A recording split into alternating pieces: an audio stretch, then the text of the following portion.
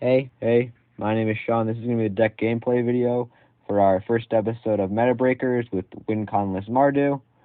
I'm going to run through a few sample hands of the deck, show off some stacks hands, show off some aggressive hands, and just play through it a few times. Thank you guys for watching, and hope you enjoy. Okay, let's get into our sample hands for the gameplay portion of this Mardu Winconless Mardu deck with Silvar and Turin. This is definitely not a keepable hand. Actually, I don't know. Turn 1 Deafening Silence, depending on who you're playing against, can be very good. I'm going to keep this because obviously it's a little bit slow, but turn 1 Deafening Silence against the decks that we're trying to counter, the Turbo Nos decks, incredibly powerful card. So drop her turn 1. And there's probably not going to be much to show with this start because it's going to be pretty slow, but turn 1 Deafening Silence, pass the turn, move on to draw our next turn, and two options here. We can either tutor for some ramp, or we can just play a Thorn of the Animist.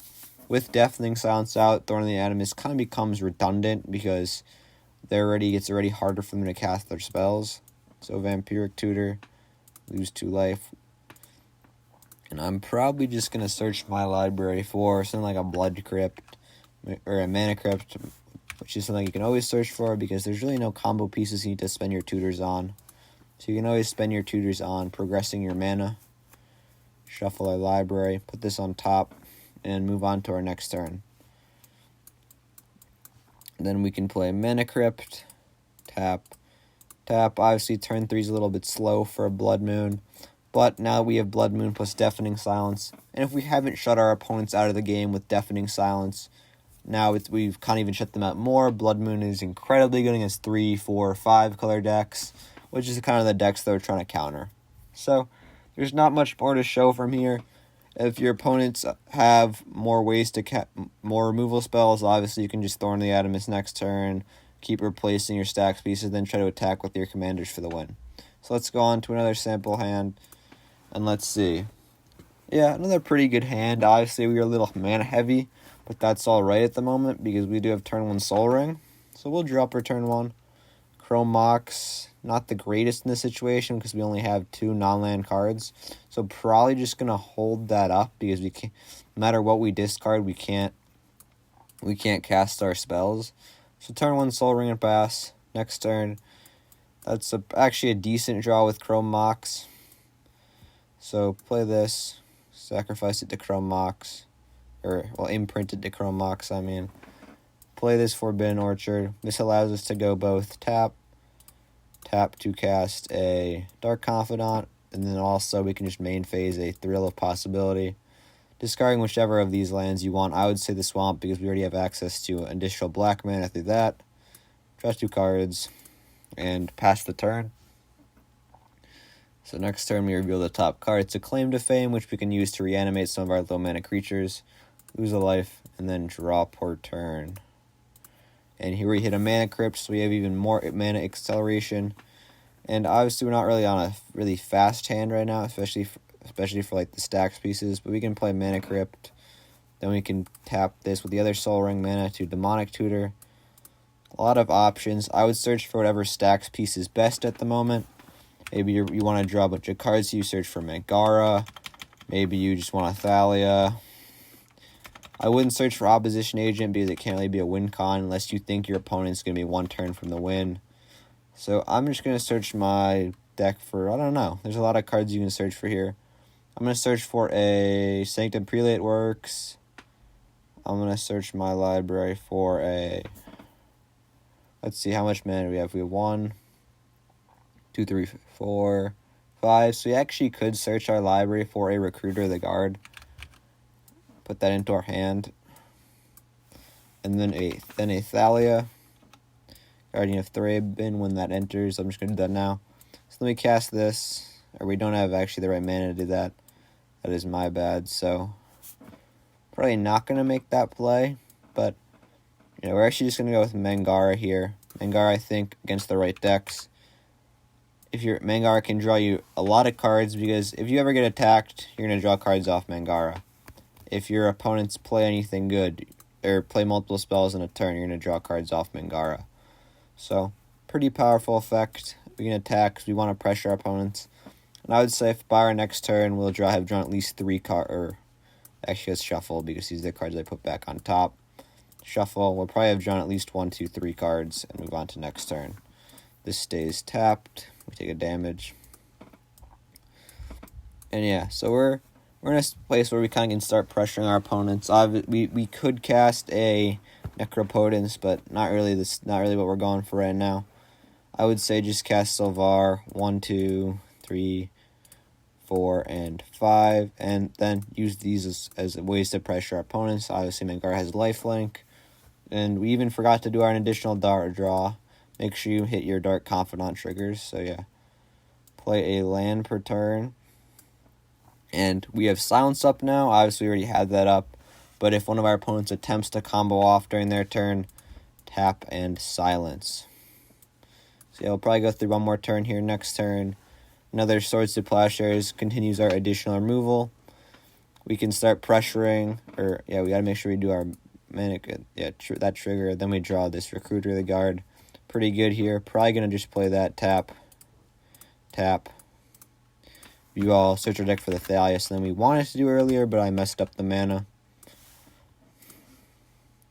Then cast Thalia, tap. This should still be tap, tap, and tap. Thalia and Recruiter of the Guard. Then we have all of our 1-mana spells still up, these two. The kind of one of our opponent's spells. And here we can really just start pressuring our opponent's tap. We can sacrifice this to give it indestructible.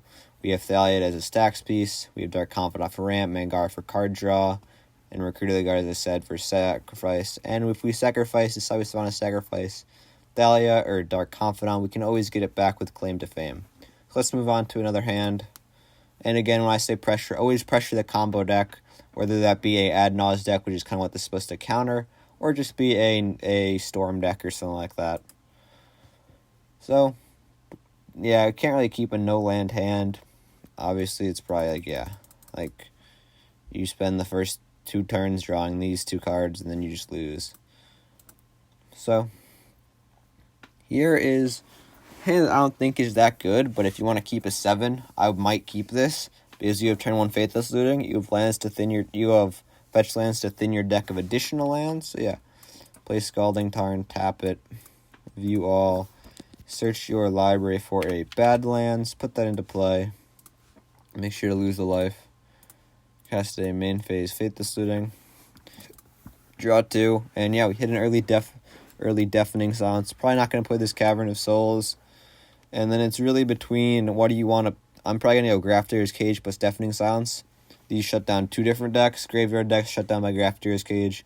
A lot of other decks shut down. Combo decks shut down by Deafening Silence. So I'm probably just going to pitch this. Smothering Tithe. Least likely card I'm going to play. Shuffle our library and make sure to move on. Or wait, what? Okay, that was an accident. Make sure to move on to next turn.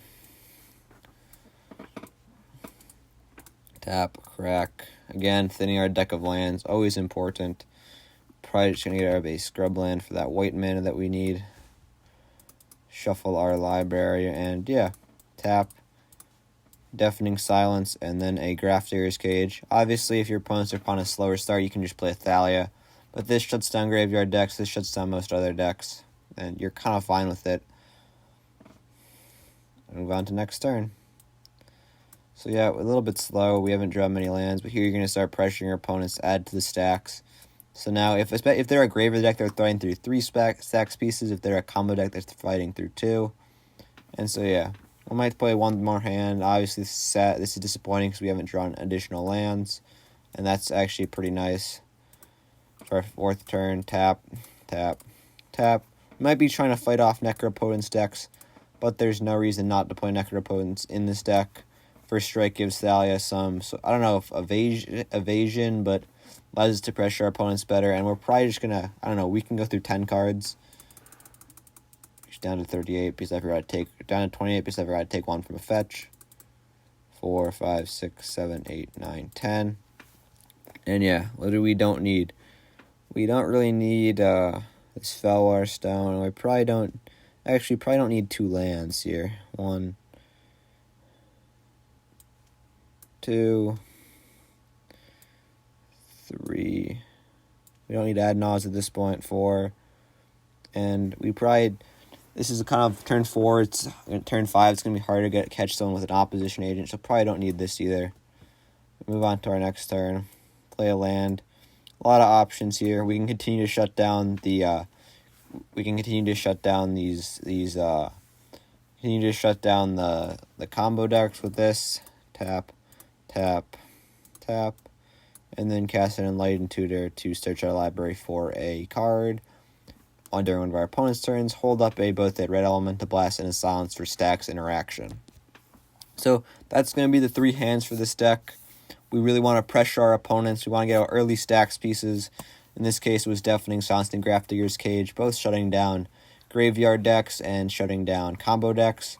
So that's kind of what we're going for in this first episode of Meta Breakers. And the deck is supposed to counter just mostly Adnaz decks by pressuring their life total, but it can pressure a lot of other combo decks. So, thank you guys for watching, and hope you enjoy.